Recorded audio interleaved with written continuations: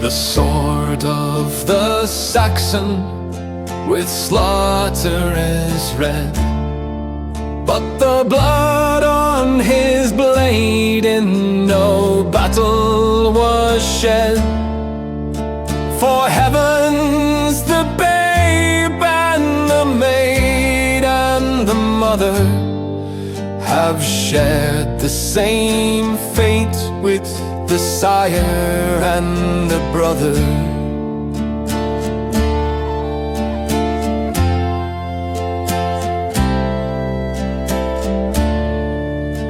It is not the blush by the morning sun spread that tints the horizon so luridly red. It is not the heath on the mountainside high, whose blaze flings its glare on the far flushing sky.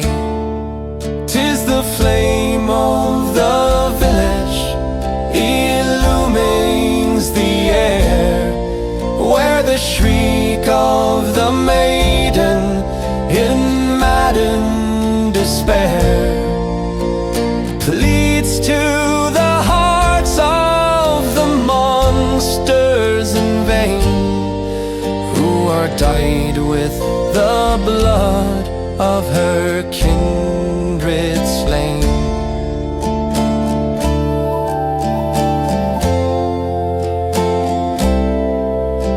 Spare, spare them, cursed Cromwell, the heroes who lie on those gore-crimsoned couches, unfriended to die. To the helpless, the fallen, some pity extend. They fought for their families, their homes and friends.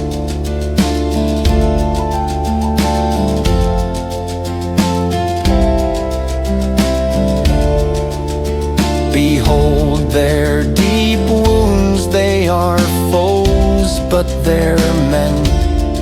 You never will blench at their onset again.